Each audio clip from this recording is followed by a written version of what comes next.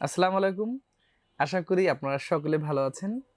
একটা ভিডিওতে স্বাগত জানাচ্ছি। আজকের এই ভিডিওটা মূলত ইন্টেল AMD প্রসেসরগুলো কোন মাদারবোর্ডের জন্য কোনটা বেটার, কোন সিরিজের সাথে কোনটা ভালো সাপোর্ট করে, সেই সাথে সামনে যারা আসলে প্রসেসরগুলো কিনবেন সম্ভাব্য দামগুলো কেমন হতে পারে এর একটা আইডিয়া দিয়ে দিব। আমার মনে হয় যে যারা আগামী বেশ কয়েক মাস এই পিসিগুলো বিল্ড করবেন এই প্রসেসরগুলো দিয়ে, এটা দেখে গেলে আপনি একটা ভালো ডিসিশন নিতে পারবেন যে আপনি কোন মাদারবোর্ড নেওয়া উচিত বা কোন প্রসেসরের সাথে কোনটা মাদারবোর্ড বেটার হবে, সেই সাথে আপডেট প্রসেসরের প্রাইসগুলো।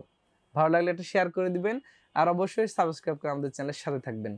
আমাদের ভিডিওগুলো যদি ভালো লাগে একটা কমেন্ট করে জানাবেন, অথবা আপনি কী ধরনের ভিডিও পেতে চান সেটাও কমেন্ট করে বললে আমরা চেষ্টা করব সেই রিলেটেড ভিডিওগুলো তৈরি করার জন্য। তো বন্ধুরা, আজকের এই ভিডিওটা একটু লং হয়ে যাবে। বিশেষ করে একটা অংশ থাকবে ইন্টেলকে ঘিরে, একটা থাকবে হচ্ছে AMDকে ঘিরে। তো প্রথমত আমি AMD দিয়ে বলবো যে আসলে বর্তমানে AMDর যে মার্কেটে প্রসেসরগুলো আছে কোনটার প্রাইসগুলো কেমন, সেই সাথে কোনটার মাদারবোর্ড কোনটার সাথে আপনি দিবেন, কোনটা বেটার ম্যাচ হবে সেটা। আচ্ছা, প্রথমত আমরা আসলে একটু কম দামি প্রসেসর দিয়ে দেখি। প্রথমত ইন্টেলের একটা আছে, AMDর আছে এখানে 3000 যে একটা প্রসেসর।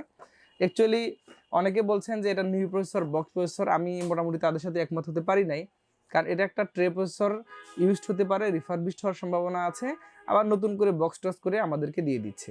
তবে বাজেট ফ্রেন্ডলি প্রসেসর মনে হয় যে এই সিচুয়েশনে যারা একটু আপগ্রেড এর রাস্তা খুলে রেখে পিসি বিল করবেন তারা এটা দিয়ে নিচ্ছেন। তো এটা অ্যাথলন 3000G, এটা মোটামুটি আপনি 6000 সামথিং এর আশেপাশে পেয়ে যাবেন, যদিও তারা এখনও 3 বছর ওয়ারেন্টি দিচ্ছে, আর কিছু কিছু ক্ষেত্রে হয়তো 1 বছর ওয়ারেন্টি পাওয়া যায়। আচ্ছা, এই মাদারবোর্ডটার জন্য, এই প্রসেসরের জন্য আপনি কোন কোন মাদারবোর্ডগুলো নিতে পারেন এখন?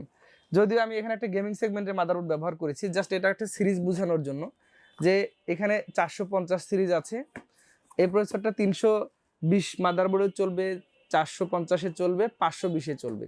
তবে 450 বা 520 বা এই সেগমেন্টের মাদারবোর্ডগুলোতে একটু বেটার পারফর্ম হবে।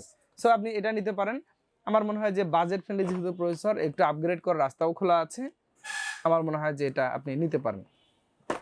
আচ্ছা, এরপরে আমরা যদি আরেকটু আপডেটে যাই তাহলে হয়তো এখানে পাবো হলো 2400G। এটা কিন্তু রিফারবিশ প্রসেসর আমি যতদূর জানি। রাইজেনের 2400G 4 কোর 8 থ্রেডের প্রসেসর।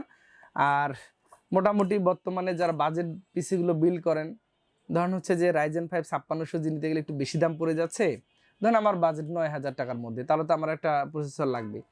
আবার দেখা যায় যে আমার পিসি বিল্ডের বাজেটটাই আসলে 27-28 হাজার টাকা, 5600G দিয়ে হচ্ছে না। সেক্ষেত্রে এইটা আপনি এই প্রসেসরটা দিয়েও অ্যাজ ইউজুয়ালি 450, 550 অথবা 400, 520, 320 এই সিরিজের মাদারবোর্ডে এই প্রসেসরটা ব্যবহার করতে পারবেন। তো আমার মনে হয় যে বাজেটের মধ্যে, যদি আপনার বাজেট হয় 9000 টাকার আশেপাশে, এটা ঠিক আছে। এরপরে আমরা একবার একটু এতে যাই যে 5600G, মানে 5500G, 5500 শুধু।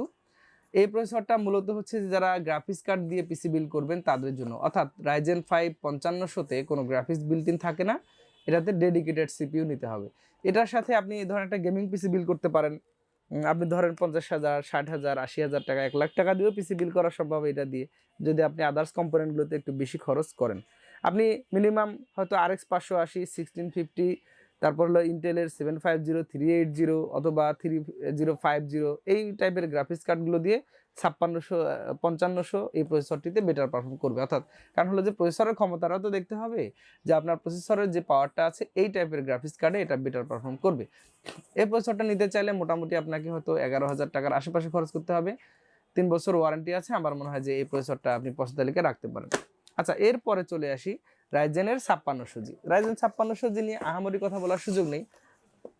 এটা আসলে একটা ট্রেন্ডিং প্রসেসর, সবচেয়ে বাজেট ফ্রেন্ডলি। যারা বাজেট পিসিগুলো বিল করবেন 30-35,000, 40,000 টাকা, ইভেন আরও বেশি টাকা দিয়ে, তারা এই প্রসেসরটাকে চয়েসের তালিকা রাখছেন।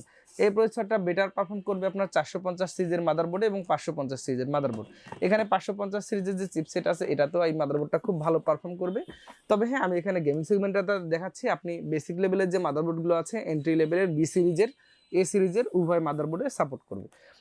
তো আমার মনে হয় যে 6 কোর 12 থ্রেডের প্রসেসর, ক্লক স্পিডটাও ভালো, 20 MB ক্যাশ মেমোরি, এই প্রসেসরটি বর্তমান মার্কেটে খুবই ট্রেন্ডিংয়ে আছে। আগামী কয়েক মাস হতে এই ভিডিও আপলোডের পরেও এই প্রসেসরটা আপনি 13,000 এর আশেপাশে, 100-200 অথবা একটু কমই হতে পারে, 12,900 হতে পারে, এর আশেপাশে আশা করি কিনতে পারবেন। তো এরপরে আসি হচ্ছে 5700G-তে। 5700G প্রসেসরটা এখনো দুটি ভ্যারিয়েন্টে পাওয়া যায়, একটা অফিসিয়াল আনঅফিসিয়াল, দামের কিছুটা পার্থক্য আছে। তো যাক 5700G এই প্রসেসরটা মোটামুটি হচ্ছে 8 কোর 16 থ্রেডের প্রসেসর, ক্যাশ মেমোরিটাও ভালো আছে। আর এটার আরেকটা ভ্যারিয়েন্ট পাওয়া যায় 5700X, সেটা হচ্ছে 36 MB ক্যাশ মেমোরি থাকে। 5700X নিতে চাইলে আপনাকে একটা গ্রাফিক্স কার্ড নিতে হবে। আর 5700G-তে ইনবিল্ট গ্রাফিক্স থাকে, সো এখানে ডেডিকেটেড গ্রাফিক্স কার্ড না নিলেও মোটামুটি আপনি আপনার সব ধরনের কাজ করার মতো গ্রাফিক্স পেয়ে যাচ্ছেন।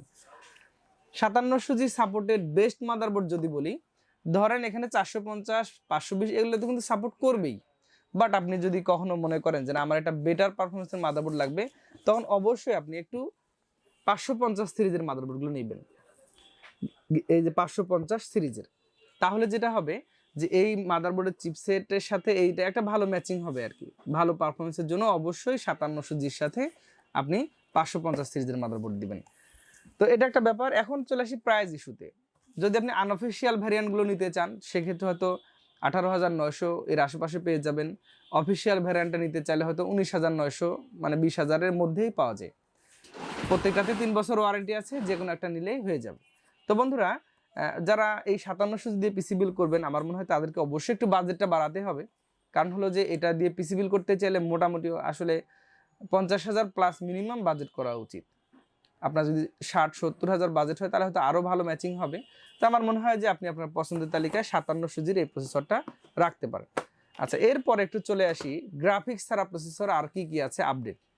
এর মধ্যে একটা প্রসেসর হচ্ছে রাইজেন 7, এটা হচ্ছে 5800X। এটা মোটামুটি 8 কোর 16 থ্রেডের প্রসেসর, 36 MB ক্যাশ মেমোরি আছে, লেয়ার 3-তেও ভালো ক্যাশ মেমোরি আছে। আমার মনে হয় যে যারা একটু গেমিং পিসি বিল করবেন, ভিডিও এডিটিং পিসি বিল করতে চান, অ্যানিমেশন ভিডিও করার জন্য, অথবা অ্যাডোবি প্রিমিয়ার প্রো চালাবেন, এই জন্য ভালো মানের গ্রাফিক্স কার্ড দিয়ে পিসি বিল করবেন, তারা আপনারা এই প্রসেসরটি আপনার পছন্দ তালিকায় রাখতে পারেন। এটার জন্য আপনার এনভিডিয়া অথবা AMD-র যে গ্রাফিক্স কার্ড আছে, ইন্টেলের যে গ্রাফিক্স কার্ড আছে, সবই ভালো পারফর্ম করবে।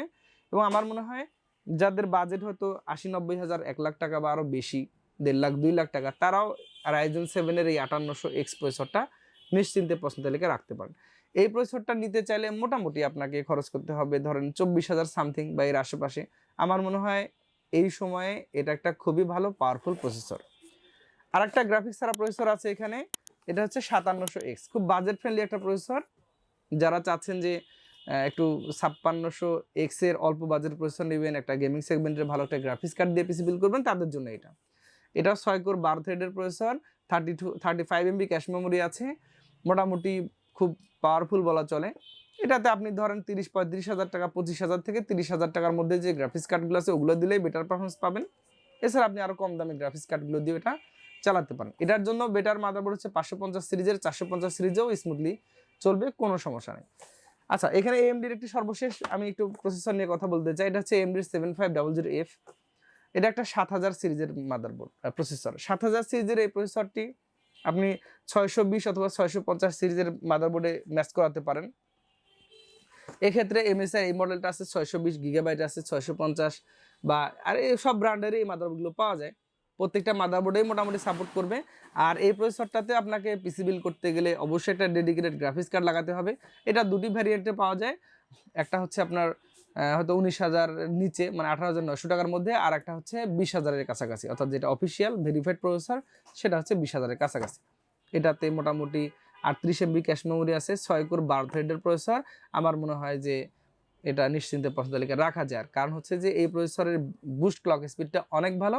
আর একটা বিষয়, এই প্রসেসরে অর্থাৎ 7000 সিরিজের যে প্রসেসর আছে, এটাতে আপনি DDR5 র্যামের স্বাদ পাবেন, অর্থাৎ DDR5 র্যাম দিয়ে যদি AMD পিসি বিল করতে চান তাহলে অবশ্যই আপনাকে এই প্রসেসরটা নিতে হবে। তো বন্ধুরা, এরপর একটু আমরা ইন্টেলের দিকে চলে যাই। ভিডিওটা একটু বড় হয়ে যাচ্ছে, হয়তো যারা ইন্টেল নেবেন তাদের জন্য ইন্টেলের অংশটা ভালো লাগবে, যাদের AMD-তে তাদের AMD-টা ভালো লাগবে।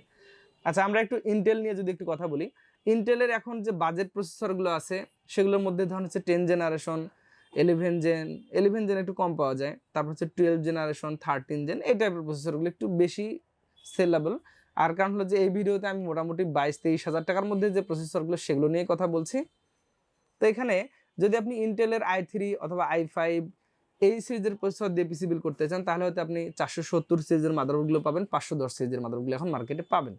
আচ্ছা, এখন আপনার হলো যে বর্তমানে আমার যেটা মনে হয় যারা ধরুন হচ্ছে যে ইন্টেলের কোর i5 দিয়ে পিসি বিল্ড করবেন, কারণ ইন্টেল কোর i5 10 জেনারেশন একটা প্রসেসরের দাম ধরেন হলো প্রায় 16,000 টাকা। সে জায়গায় মানে অন্যান্য রাইজেনগুলো কিন্তু অনেক দাম কম আছে, পারফরমেন্স দিক দিয়ে সেদিক দিয়ে আবার এটাকে এগিয়ে রাখতে হয়। তো যাই হোক, আমরা ইন্টেল দিয়ে যদি নিতে চাই 16,000 টাকার মধ্যে আমরা i5 গুলো পাবো, i3 গুলো নিতে চাইলে হয়তো 11,500 12,000 টাকার আশেপাশে i3 গুলো পাওয়া যাচ্ছে। তো এরপরে আমরা যদি একটু 12 জেনারেশনে যেতে চাই, 12 জেনারেশন i3 তে এটা মোটামুটি বাজেট ফ্রেন্ডলি প্রসেসর 11,500 টাকার আশেপাশে পাওয়া যায়। এই ক্ষেত্রে আমি মনে করি যে আপনি যদি এখানে 10 জেনারেশন i3 নিতে চান, আর একটু বাজেট বাড়িয়ে আপনি 12 জেনারেশন i3 তে যান, তাতে করে যেটা হবে আপনি এটাতে র্যাম পাচ্ছেন DDR5 সাপোর্ট করারও সুযোগ আছে, সেই সাথে DDR4 তো চলবেই, বাট 10 জেনারেশনের প্রসেসরগুলোতে আপনার 2666 বাস র্যাম কাভার করে, সেই দিক দিয়ে অবশ্যই 12 জেনারেশনের প্রসেসরগুলো আপনার ভালো পারফর্ম করবে। একটু ভালো মাদারবোর্ড নিতে চাইলে 12 জেনারেশনে অ্যাসুসের মাদারবোর্ডটা নিতে পারেন। এটা হচ্ছে অ্যাসুসের H610M, এটা গিগাবাইটের আছে, MSI আছে, সবই ঠিক আছে, নিতে পারেন, কোনো সমস্যা নেই, তবে অথেন্টিক মাদারবোর্ডটা নেওয়ার চেষ্টা করবেন। আচ্ছা, এরপরে আমরা যদি একটু i5 এ যেতে চাই, i5 এর এখানে দুটি মডেল আছে, একটা হচ্ছে গ্রাফিক্স সহ, একটা হচ্ছে গ্রাফিক্স ছাড়া। দুটি মডেল হচ্ছে 12400 যেটা গ্রাফিক্স সহ থাকে, আর যেটা 12400F এটা হচ্ছে গ্রাফিক্স কার্ড ছাড়া। তো আপনি যে কোনো একটা নিতে পারেন, মোটামুটি যেটা গ্রাফিক্স কার্ড দিয়ে পিসি বিল্ড করবেন। আপনি একটু যদি ভালো মাদারবোর্ড নিতে চান, সেক্ষেত্রে একটু DDR5 সাপোর্টেড মাদারবোর্ড নিতে পারেন, DDR4ও নিতে পারেন। ধরেন এটা হচ্ছে 20760M গেমিং এক্স DDR4, এই মাদারবোর্ডগুলো i5 12 জেনের সাথে খুব ভালো ম্যাচ করে এবং ভালো পারফর্ম করবে। তো যাই হোক, এই মাদারবোর্ডগুলো আপনি DDR4 র্যামও চালাতে পারেন। এর আরেকটা মডেল আছে যেটাতে DDR5 চলবে, সেক্ষেত্রে হয়তো র্যামটার দামও বেড়ে যায়, আবার হচ্ছে মাদারবোর্ডটার দামও বেড়ে যাবে। আপনি যদি 12400F ইন্টেলের এই প্রসেসরটা নিতে চান, ধরেন 16,300-400 টাকার আশেপাশে পেয়ে যাবেন, 3 বছর ওয়ারেন্টি আছে। এরপরে যদি আপনি ধরেন 12400টা নেবেন, অর্থাৎ গ্রাফিক্স কার্ড ছাড়াই আপনি পিসি রেডি করতে চাচ্ছেন, সেক্ষেত্রে 12400 মডেলটা নেবেন। এটা নিতে চাইলে 18,500 টাকার আশেপাশেই আমার মনে হয় অনায়াসে পেয়ে যাওয়ার কথা। আচ্ছা, এরপরে আমি আরেকটা এখানে ইন্টেলের প্রসেসর আছে 13 জেনারেশন। 13 জেনারেশনের কোর i5 মডেল হচ্ছে 13400, এটা দুটি ভ্যারিয়েন্টেই পাওয়া যায়। একটা হচ্ছে 13400F, 13400, আর একটা ভ্যারিয়েন্ট আছে 13500। যারা আসলে একটু ওভারক্লকিং করতে চান তারা হয়তো 1500 অথবা 13600K এই প্রসেসরগুলো নেবেন। এছাড়া আপনি এইদিকে এসে মানে বাজেট পিসি যখন আপনি বিল্ড করবেন, সেক্ষেত্রে হয়তো ইন্টেলের এইটা দিয়ে পিসি বিল্ড করতে চাইলে যদি আপনি মাদারবোর্ডে একটু ইনভেস্ট বাড়ান, হয়তো 70-75 হাজার টাকাতে বেশ ভালো পিসি বিল্ড করা যাবে। এই প্রসেসরটা নিতে চাইলে আপনাকে মোটামুটি হয়তো 24,000 বা এর আশপাশে খরচ করতে হবে, 23,800 টাকা হতে পারে। আর এটাতে আপনি 10 কোর 16টি থ্রেড পাচ্ছেন। ক্লক স্পিডটাও ভালো আছে, 20 MB ক্যাশ মেমোরিতে।